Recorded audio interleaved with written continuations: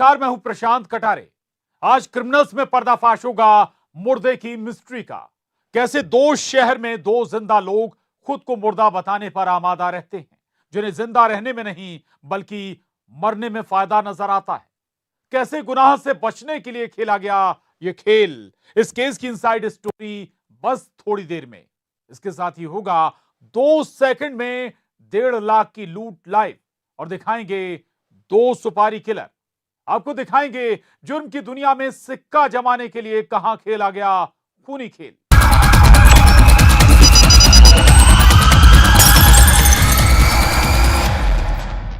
क्या कभी आपने थाने में जिंदा भूत देखा है जो धमकी देता है और यह कहता है मैं तो पुलिस की फाइल में मर चुका हूं। हैरानी देखिए, यह मुर्दा मनी भी मांगता है। तो आपको इस मुर्दे की वो मिस्ट्री दिखाते हैं जिसका कनेक्शन एक वारदात से है।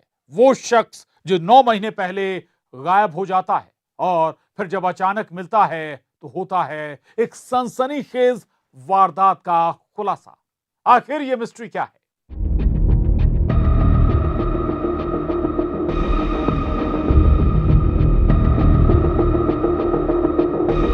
मुर्दा दे धमकी, भूत मांगे मनी मनी। डीएनए रिपोर्ट ने खोला राज।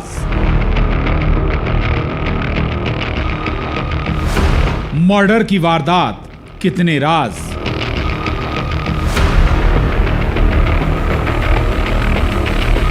नौ महीने की मिस्ट्री। मुर्दे पर एफआईआर। तो आइए थाने में एक मुर्दा आपको दिखाते हैं। काला नकाब ओढ़ा मुर्दा। आप भी सोच रहे होंगे क्या हम बहकी बहकी बातें कर रहे हैं, किसी जिंदा इंसान को कैसे मुर्दा करार दे रहे हैं। तो यही है वो खुलासा जो हैरान कर देगा। बस आप सुनते जाइए। 9 महीने की इस मिस्ट्री को, किसी भी फिल्मी कहानी को जो मात दे दे। छतरपुर में करीब 9 महीने पहले यानी 16 जुलाई 2021 को सरिया व्यापारी सुधीर अग्रवाल एक शख्स सुनील नामदेव को, जो कि पिकअप का ड्राइवर है, सरिया लेकर एक दूसरे व्यापारी के यहां भेजता है और उसके बाद पिकअप ड्राइवर सुनील गायब हो जाता है। बमीठा थाने में गुमशुदगी की रिपोर्ट दर्ज कराई जाती है। हम लोगों ने उसकी डीएनए रिपोर्टिंग के लिए भेजा था। हर बिंदु पे जांच की थी और इसमें आरोप भी एक व्यक्ति के ऊपर लगाए जा रहे थे। क्योंकि मामला बहुत गंभीर था, इसको बहुत सजगता से और बहुत सरल लिया गया। इधर सुनील के घर वाले आरोप लगाते हैं इस गुमशुदगी के पीछे किसी का हाथ है और 8 दिन बाद एक लाश मिलती है जिसकी पहचान करना मुश्किल था और लापता सुनील के घर वाले कहते हैं ये सुनील की ही लाश है। ये था सीन नंबर 1। इस व्यक्ति के परिवार के द्वारा ये बताया गया था कि एक जो बॉडी मिली है, लाश मिली है, उसके बेटे की हत्या करके उसे तालाब में फेंक दिया गया था। अब सीन नंबर 2 आपको बताते हैं। जो लाश मिली थी उसमें सुनील के घर वालों ने आरोप लगाया था उसका मर्डर हुआ है। अब सवाल था सुनील की हत्या कौन कर सकता है। इधर विधि विधान से घर वालों ने लाश का अंतिम संस्कार किया, 13वीं भी की और फाइल में सुनील मुर्दा बनकर दर्ज हो गया। अभी तक की जो विवेचना में बिंदु आए हैं वो यही आए हैं। परिवार से सुनील नामदेव अभी तक संपर्क में नहीं था और यही कारण था कि उसकी 10वीं 13वीं और जो सामाजिक कार्यक्रम होते हैं वो भी इसमें हो चुके थे। लेकिन अभी तो पिक्चर बाकी थी, अभी तो कई खुलासे होने थे। इस पूरी कहानी में पुलिस को डीएनए रिपोर्ट का इंतजार था और डीएनए रिपोर्ट ने जो खुलासा किया वो रोंगटे खड़े करने वाला था। दरअसल वो लाश सुनील की थी ही नहीं। अब सवाल था आखिर सुनील कहां गायब हो गया। और इसमें यही निकल के आया कि जिसने ये सारे आरोप लगाए थे कि इसकी हत्या कर दी गई है या फिर वो गुमशुदा है, वो कहीं दिल्ली गाजियाबाद में पिछले 8-9 महीने से लगातार छुपता हुआ घूम रहा था। इसको दस्तयाब किया गया और लगातार इसका जो परिवार है और ये हैं जो दबाव बना के पैसा लेने की, एक्सटॉर्शन की जो प्रयास कर रहे थे, उसी में 386, 406 की हम लोगों ने यहाँ पे कार्रवाई की है। इधर सुनील के घर वाले तांत्रिक क्रियाएं कर रहे थे। वो इसलिए कि उन्हें लग रहा था कि सुनील जिंदा है और उसका भूत उन पर आ रहा है। इस कहानी में अंधविश्वास का खेल भी हुआ। जी, क्योंकि सामान्य तौर पे परिवार से यदि कोई भी जाता है, किसी का यदि पिता जाता है, किसी का बेटा जाता है, किसी का भाई जाता है, तो कहीं ना कहीं आपको आभास होता है कि वो कहीं ना कहीं है। तो ये सही बात है। उनके बच्चे भी बार बार ये बोलते थे कि सुनील नामदेव का भूत उनके ऊपर आ रहा है। परिवार वालों को भी कहीं ना कहीं आभास होता था कि वो जीवित है, और कई बार उनकी झाड़ फूँक भी की गई। वो लोग तांत्रिकों के पास भी गए। अब 9 महीने बाद सरिया व्यापारी सुधीर अग्रवाल जो बागेश्वर धाम दर्शन के लिए गए थे, वहां सुनील को जिंदा देख वो दंग रह गए। और यहीं से मुर्दा की वो मिस्ट्री, सुनील जिंदा है, ये किसी को भी पता नहीं था। अब पूरा मामला आपको बताते हैं।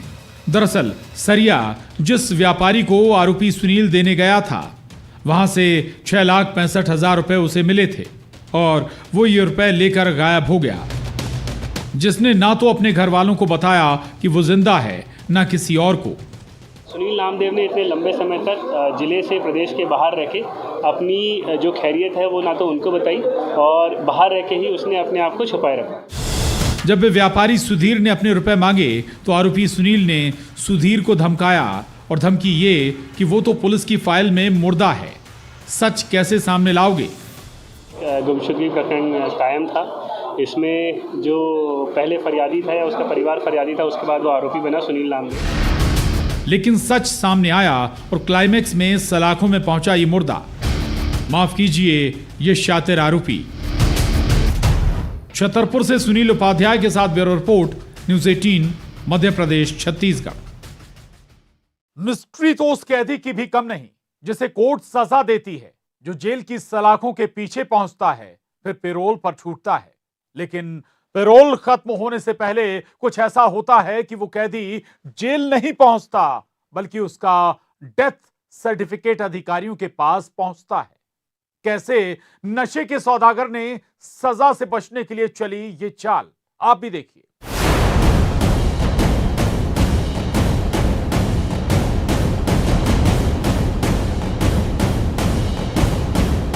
350 किलोमीटर की मिस्ट्री। इंदौर टू वडोदरा। सजा से बचने के लिए गुनाह, डेथ सर्टिफिकेट और साजिश।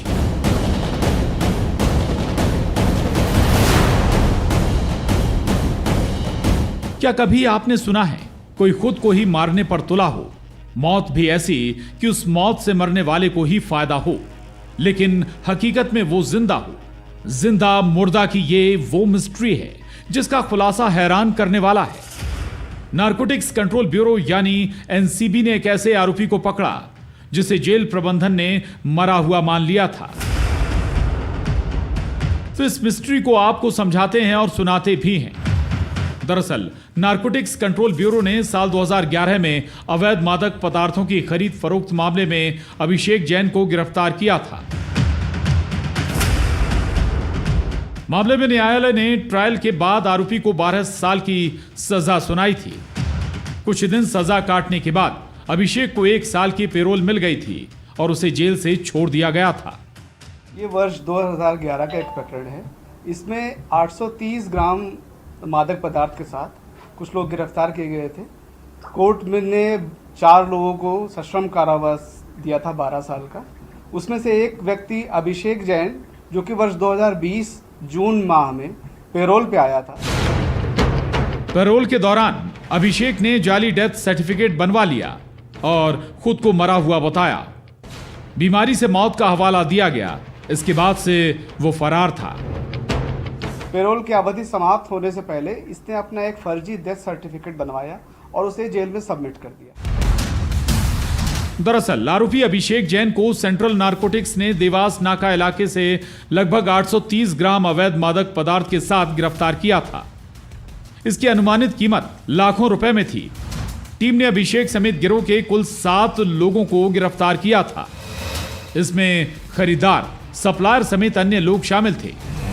लगभग 8 साल चले ट्रायल के बाद कोर्ट ने साल 2019 में अभिषेक को 12 साल के कठोर कारावास और 2 लाख रुपए के अर्थदंड से दंडित किया। 1 साल जेल में सजा काटने के बाद कोरोना संक्रमण की वजह से अभिषेक को पैरोल पर छोड़ दिया गया।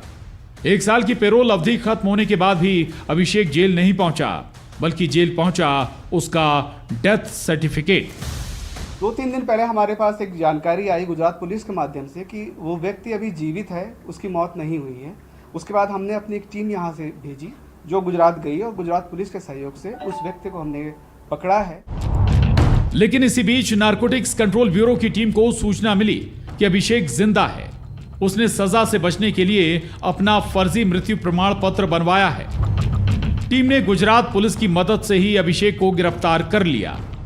ये वडोदरा से बनवाएंगे सर। ये जेल विभाग से कोई आपकी चर्चा हुई इस संबंध में? उनको इन्फॉर्म कर दिया गया इस विषय में। सर क्या कुछ आधार कार्ड वगैरह दूसरे नाम से मिले क्या? नहीं, उसके नाम से आधार कार्ड है। हमने आधार कार्ड का वेरिफिकेशन भी कर लिया बायोमेट्रिक का, वो उसी व्यक्ति का डिटेल्स मैच कर। इस मामले में अब किस किस की लापरवाही है, इसकी जांच जारी है। इंदौर से विकास सिंह चौहान के साथ bureau report, news 18 Madhya Pradesh Chhattisgarh. अब हम आपको जो दिखाने जा रहे हैं ये वारदात आपके भी रोंगटे खड़े कर देगी। जब सरेराह सरेआम सड़क पर हुई लूट, दहशत भरे वो 2 सेकंड जिसमें नकाबपोश लुटेरों का पता लगाने के लिए पुलिस ने 300 सीसीटीवी फुटेज की पड़ताल की और फिर कुछ ऐसा हुआ कि लुटेरों के उड़ गए होश।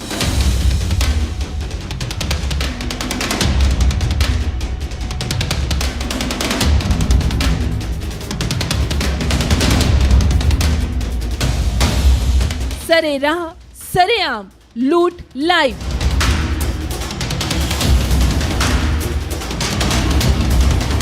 बेखौफ लुटेरे लाइव। 300 सीसीटीवी फुटेज की पड़ताल।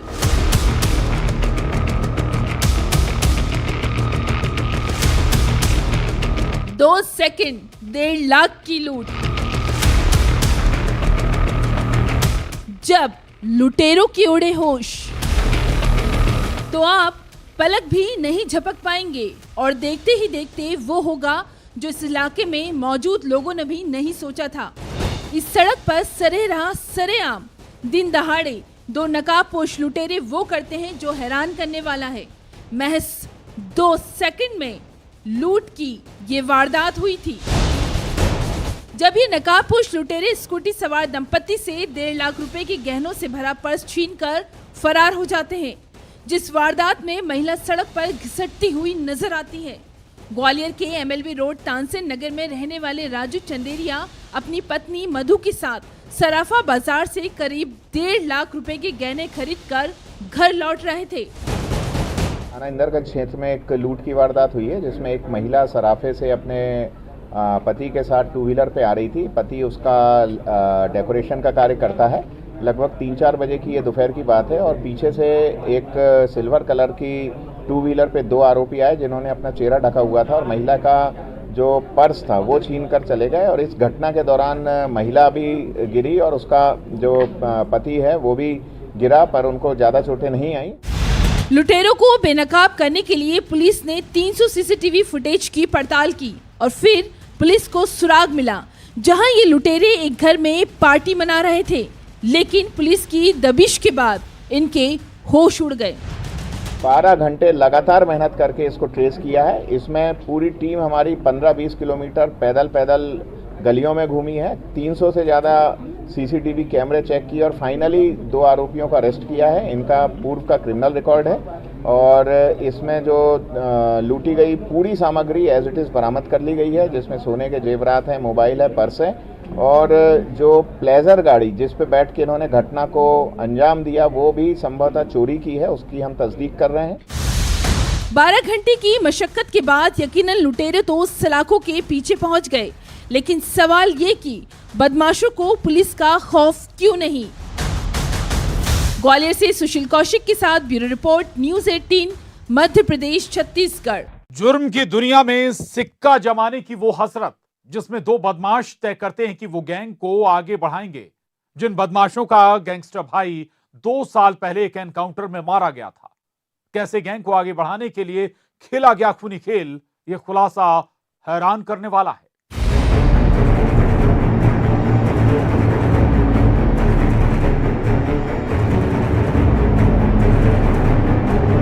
बड्डा ने मारा था। बड्डा कौन सा? सतीश यादव और उसके साथ वाले अंकित और एक नवीन और भी लड़के 10-15 सबने मारे हैं।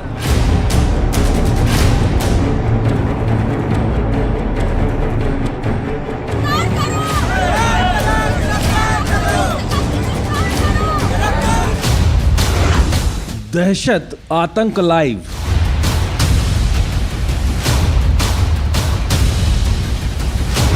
कैमरे में कैद हैवानियत लाइव।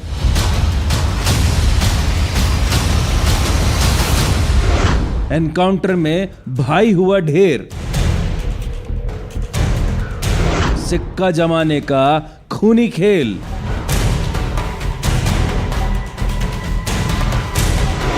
गैंग में आओ वरना मरो। ये 3 तस्वीरें सवाल कर रही हैं, कैसे बेखौफ होकर बदमाश कानून को हाथ में ले रहे हैं। बदमाशों में पुलिस का खौफ क्यों नहीं? पहली तस्वीर सीसीटीवी में कैद गुनाह की गवाही देती ये लाइव तस्वीरें। दूसरी तस्वीर इस वारदात में घायल हुआ ये युवक। और तीसरी लाश को रखकर चक्का जाम करते मृतक के परिवार वाले, जो मांग रहे हैं इंसाफ।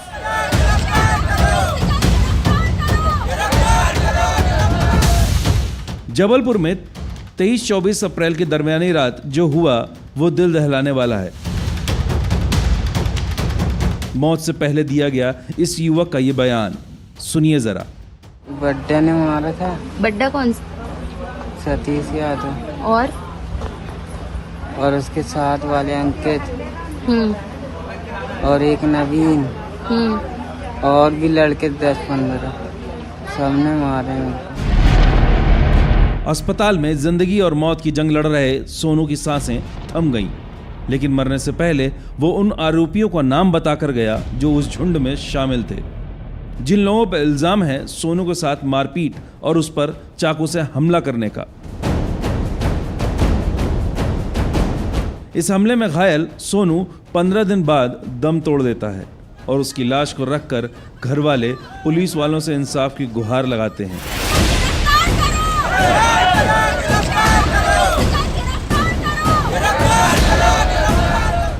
आखिर उस गैंग को पुलिस का खौफ क्यों नहीं? सतीश यादव अपने कम से कम 10-15 साथियों के साथ मिलकर ईसाई मोहल्ला में जाते हैं और वहाँ पे शावानौवा का घर है। शावानौवा के घर में रात में वहाँ पे मार पिटाई करके, पथराव करके और वहाँ के दरवाजे तोड़ करके अंदर घुसते हैं दोस्तों के साथ, और घर में घुस करके शावानौवा और पवन बेन और सोनू गोड़ के ऊपर चाकू से हमला करते हैं और मार पिटाई भी करते हैं। अब सवाल है कि आखिर सोनू का गुनाह क्या था जिस जुर्म की उसे सजा दी गई? तो वो गुनाह भी सुनिए। सोनू ने गैंग में शामिल होने से इनकार कर दिया था। सीसीटीवी में कैद ये वो तस्वीरें थीं जब सतीश यादव और उसकी गैंग के साथी सोनू के साथ दूसरे लड़कों से मारपीट कर रहे थे।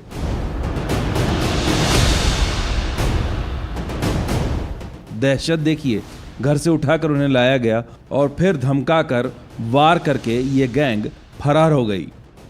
मारने पिटाई करने के बाद धमकी देकर आते हैं कि तुम हमारे वी गैंग में शामिल हो जाओ, वी गैंग का हमको विस्तार करना है और तुम अगर शामिल नहीं हुए तो हम तुमको जान से मार देंगे। सतीश यादव, रतन यादव और उनके साथियों द्वारा हमारे घर पर पथराव किया गया और 3 लोगों को जान से मारने की कोशिश की गई, जिसमें सोनू गौड़ नामक जो युवक था वो घायल हो गया था, जिसकी उपचार के दौरान मृत्यु हो गई। दरअसल गोरखपुर इलाके में कुख्यात बदमाश विजय यादव 2 साल पहले एनकाउंटर में ढेर हो गया था और उसके भाई सतीश और रतन ने जिम्मा उठाया जुर्म की दुनिया में अपना सिक्का जमाने का। जिन आरोपियों पर गैंग को बढ़ाने के लिए आरोप है कि इलाके के लड़कों को शामिल करने के लिए ये मारपीट करने और उन्हें धमकाने लगे। दृष्टिया 7 आरोपी बनाए थे जिनके नाम सामने आ रहे थे, लेकिन वहाँ पे जो सीसीटीवी कैमरे लगे हुए थे उनसे मालूम पड़ा कि वो 15 लोग थे और उसके बाद हमने उन 15 में से 4 को हमने गिरफ्तार भी कर लिया हुआ है से सन्नती गिरफ्तार नहीं हुए हैं और अभी तक हमने उन 15 में से 12 व्यक्तियों की पहचान भी कर ली है कि 12 व्यक्ति वो कौन कौन थे। अभी 3 अन्य की तलाश जारी है जो कि नेक्स्ट हम कर लेंगे। कि जल्द से जल्द अपराधी पकड़े जाएं, क्योंकि अभी तक सतीश यादव जो मुख्य अपराधी है वो पकड़ा नहीं गया है। उन लोग का आपराधिक रिकॉर्ड है, गैंगस्टर उसका भाई, उनका भी एनकाउंटर हो चुका है। इस गैंग के आतंक और दहशत ने सोनू की जिंदगी का द एंड कर दिया। सवाल है कि ऐसी गैंग आखिर कैसे पनप रही है, कैसे फन फैलाने की कोशिश कर रही है। जबलपुर से पवन पटेल के साथ bureau report, news 18 Madhya Pradesh Chhattisgarh. आज के क्रिमिनल्स में बस इतना ही। दीजिए पूरी टीम को इजाजत। कल इसी वक्त फिर मिलेंगे। नमस्कार।